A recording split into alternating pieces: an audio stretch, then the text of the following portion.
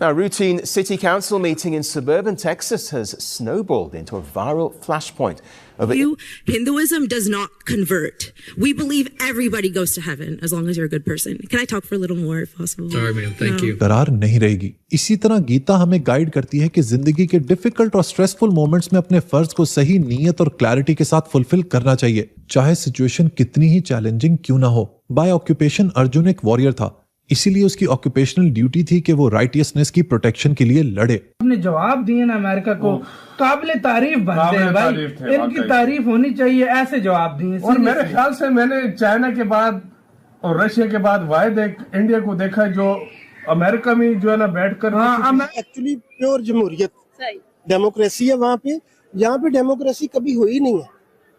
Democracy Crimes happen everywhere but are disproportionately happening in the US due to uninformed rhetoric spread by people that do not educate. Education को ignore करे तो ये एक sinful act होगा। अगर अर्जुन अपनी duty सिर्फ इसलिए छोड़ दे क्योंकि वो इमोशनली उसको फेस नहीं कर सकता, तो वो गुनाह का हकदार है। इसके बाद लॉर्ड कृष्णा अर्जुन को साइंस ऑफ वर्क समझाते हैं। वो उसे ये समझाते हैं कि तुमने हमेशा अपने काम ऐसे मैंने नहीं देखा उनका, उधर ही जाकर बैंड बजाकर आ रहा है, उधर ही बैंड बजाकर आ रहा है। ये बहुत बड़ी बात होती है। मतलब देख लो भाई, आप खुद अंदाजा लगा लो, इंडिया मतलब इस लेवल पे जाए, कहता तुम हमारे पे कर सकते हो तो हम तुम्हारा क्यों नहीं कर सकते। रात को जब सोता हूँ ना और सुबह उठता हूँ तो मेरी जंग स्टार्ट हो जाती है, अगली रात तक फिर मेरी जंग चलती है। देखे, मेरी जंग चल रही है गुर्बत के साथ, मेरी जंग चल रही है अपने आटे के साथ कि मैं अपनी फैमिली का आटा, राशन, रोटी पानी कहां से पूरा करूंगा, ये जंग चल रही है। मेरी जंग चलती है बिजली के साथ, जो 35-40 हजार रुपए का बिल आता है भजन आम सिविलियन को, आम आदमी को। Our complaining to the council is to spread blatant hate towards the Indian community because they feel uncomfortable seeing people that do not look like them.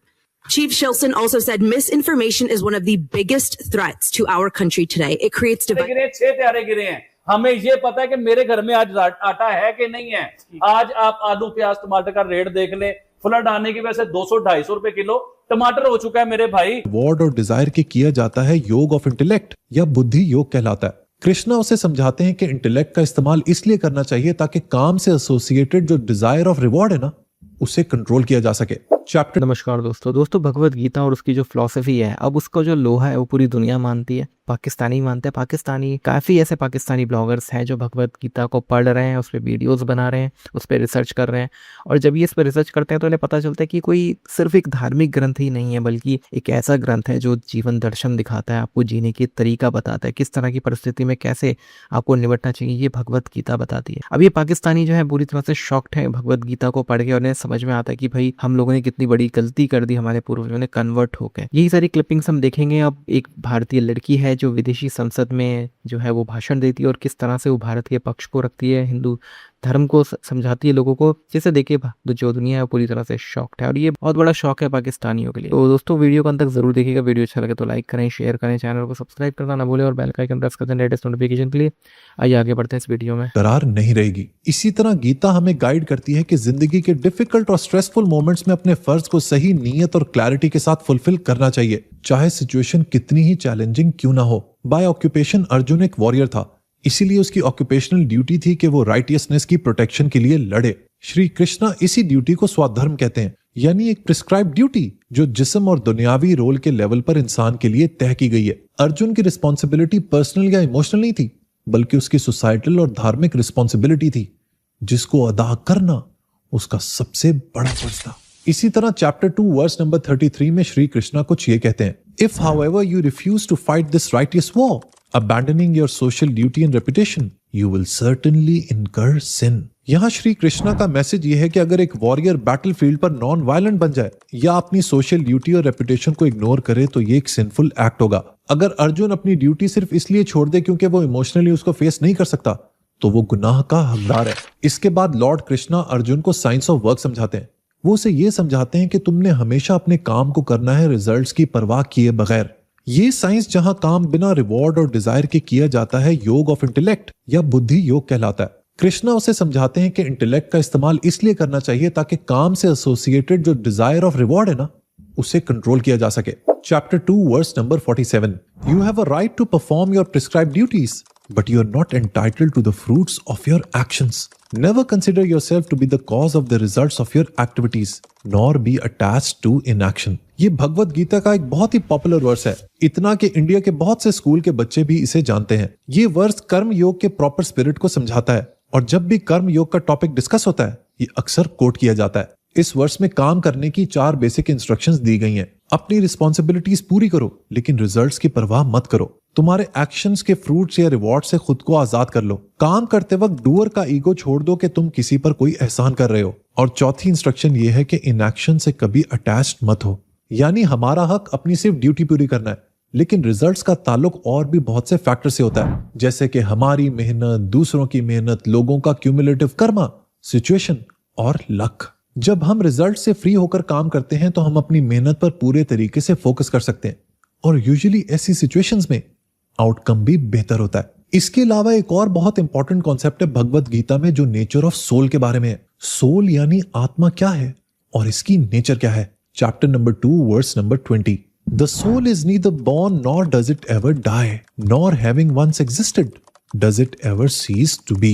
The soul is without birth, eternal, immortal and ageless. It is not destroyed when the body is destroyed. इस verse में soul की eternal nature को establish किया गया है, यानी श्री कृष्णा का कहना है कि सोल हमेशा मौजूद है और जन्म और मौत से परे है। जिस प्रोसेस को हम डेथ कहते हैं वो सिर्फ बॉडी की डिस्ट्रक्शन है, सोल की नहीं। और ये कॉन्सेप्ट वेदास में बार बार एम्फसाइज किया गया है। नॉलेज के बारे में भी गीता जबरदस्त बात करती है। यह है चैप्टर 4 वर्स नंबर 38। क्या खूबसूरत बात है। In this world there is nothing as purifying as divine knowledge. One who has attained purity of mind through prolonged practice of yoga receives such knowledge within the heart in due course of time. यानी कि knowledge में ये power है कि वो इंसान को pure, elevated, liberated और खुदा के साथ यूनाइट कर सकती है। इसीलिए ये बहुत सबलाइम और प्योर है। लेकिन यहाँ पर 2 तरह की नॉलेज समझना जरूरी है। पहली है थ्योरेटिकल इंफॉर्मेशन और दूसरी प्रैक्टिकल रियलाइजेशन। एक तरह की नॉलेज वो है जो हम शास्त्र पढ़कर या गुरु से सुनकर हासिल करते हैं। ये सिर्फ थ्योरी है और अपने आप में काफी नहीं। ये बिल्कुल उस शख्स की तरह है जो कुक बुक याद कर लेता है लेकिन कभी किचन में एंटर नहीं करता। जब कोई इंसान थ्योरी के मुताबिक साधना करता है तो इससे माइंड की प्यूरिफिकेशन होती है। फिर इंसान को अंदर से सेल्फ की असल नेचर और गॉड के साथ उसका रिलेशन समझ आता है। इस तरीके से नॉलेज सिर्फ अंडरस्टैंडिंग तक लिमिटेड नहीं रहती, बल्कि ये इंसान को एक्शन के जरिए स्पिरिचुअली लिबरेट और एलिवेट करती है। करता हूँ भाईजान, रात को जब सोता हूं ना और सुबह उठता हूं तो मेरी जंग स्टार्ट हो जाती है। अगली रात तक फिर मेरी जंग चलती है। देखिए, मेरी जंग चल रही है गुर्बत के साथ, मेरी जंग चल रही है अपने आटे के साथ कि मैं अपनी फैमिली का आटा, राशन, रोटी पानी कहां से पूरा करूंगा। ये जंग चल रही है। मेरी जंग चलती है बिजली के साथ। जो 35-40 हजार रुपए का बिल आता है भाईजान, आम सिविलियन को, आम आदमी को, जिसकी सैलरी 50 हजार रुपए है, उसकी जंग तो चल रही है बिजली के साथ। हमारी जंग चल रही है एजुकेशन के साथ कि हम अपने बच्चों को पढ़ाएं कैसे, कहां से उनकी फीसें दें, कि अपने बच्चों को अपने घरों में बिठा लें। तो भाईजान मुझे क्या लगे हिंदुस्तान और पाकिस्तान की जंग के साथ, हिंदुस्तान का जो आम सिविलियन होगा और पाकिस्तान का आम सिविलियन होगा, वो भी यही सोचता होगा कि भाईजान हम अपनी रोटी पूरी करें कि जंगों से लड़े। हमें क्या पता हो कि 10 तैयारे गिरे हैं, 5 तैयारे गिरे हैं, 6 तैयारे गिरे हैं। हमें ये पता है कि मेरे घर में आज आटा है कि नहीं है। आज आप आलू, प्याज, टमाटर का रेट देख ले। फ्लड आने की वजह से 200-250 रुपए किलो टमाटर हो चुका है मेरे भाई। जिस मुल्क में 200 रुपए किलो टमाटर होगा, उस मुल्क के इंसान को जंग का पता होगा कि आटे का और टमाटर का पता होगा। आप बात करें इसके ऊपर। आबिद भाई, इधर मैं ये कहना चाहूंगा, मुझे एक क्लिप याद आ गया, बड़ा वायरल क्लिप था। इंडिया के प्राइम मिनिस्टर ने एक स्टेटमेंट दी थी, बहुत से लोगों ने वो सुना होगा। उन्होंने भी ये स्टेटमेंट दी थी कि आओ जंग करते हैं पाकिस्तान और मतलब ये है कि इंडिया और पाकिस्तान मिलके, लेकिन गुर्बत के खिलाफ, बेरोजगारी के खिलाफ। तो शायद आप उन्हीं की बात को आगे बढ़ा रहे हैं। लेकिन यहाँ पे मैं एक चीज ये जरूर कहना चाहूंगा कि मैं as a Pakistani, Sohaib Chaudhry, openly, मुझे पता है मेरी ऑडियंस, बहुत सी ऑडियंस इंडिया की है, लेकिन मैं कहता हूं कि मुझे इंडिया से मुकाबला करना है।